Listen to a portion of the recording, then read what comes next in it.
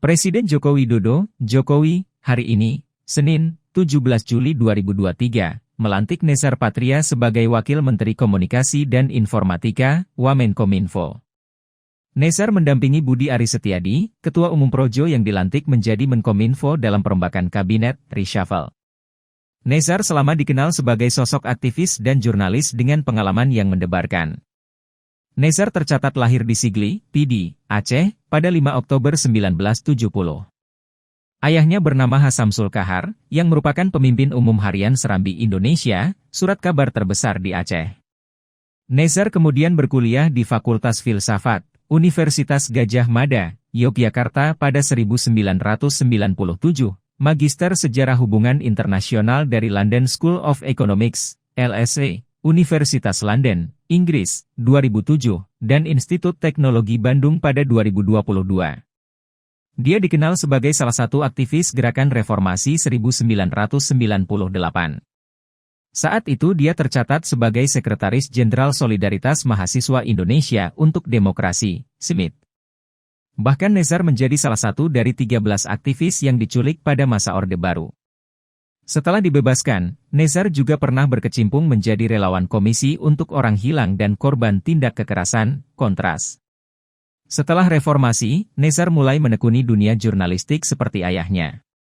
Karirnya dimulai dari menjadi jurnalis majalah mingguan Tempo pada 1999 sampai 2008. Setelah itu Nezar ikut mendirikan portal berita daring viva.co.id. Dia berkecimpung di sana pada 2008 sampai 2014. Nezar kemudian pernah menjadi wakil pemimpin redaksi CNN Indonesia Digital pada 2014 sampai 2015. Karir jurnalistik Nezar berlanjut hingga menjabar sebagai pemimpin redaksi The Jakarta Post pada 2015 sampai 2020. Dia juga pernah terpilih sebagai Ketua Umum Aliansi Jurnalis Independen, AJI, periode 2008 sampai 2011. Nezar juga pernah menjabat sebagai anggota Dewan Pers periode Maret 2016 sampai Juni 2019. Dia juga aktif sebagai anggota Dewan Etik di Asosiasi Media Siber Indonesia, AMSI. Nezar juga pernah menjabat sebagai Direktur Kelembagaan PT Pos Indonesia, Persero, sejak 23 September 2020, 25 April 2022, dan Komisaris Utama PT Dapensi Trio Usaha pada 31 November 2021, 13 Juni 2022. Selain itu, dia diangkat menjadi staf khusus Menteri BUMN sejak 7 Juni 2022.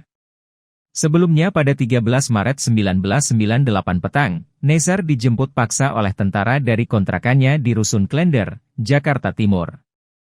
Dia disekap selama hampir 3 bulan di sejumlah lokasi bersama dua kawannya, Mugianto dan Aan Rusdianto.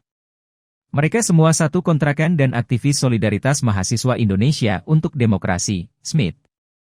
Di lokasi penyekapan, Nezar diinterogasi, disiksa. Alumnus Fakultas Filsafat Universitas Gadjah Mada itu dicecar pertanyaan seputar aktivitasnya menentang rezim Orde Baru. Terlihat jelas Nezar enggan menceritakan peristiwa getir yang ia alami itu. Testimoni saya bisa dibaca di internet.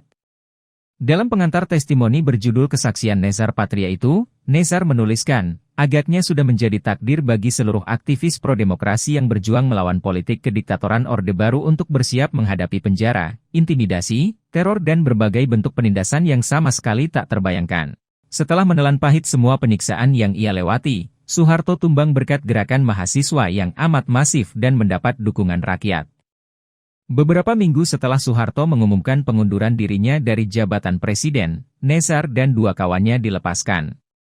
Begitu pula 6 aktivis lainnya. Mereka beruntung.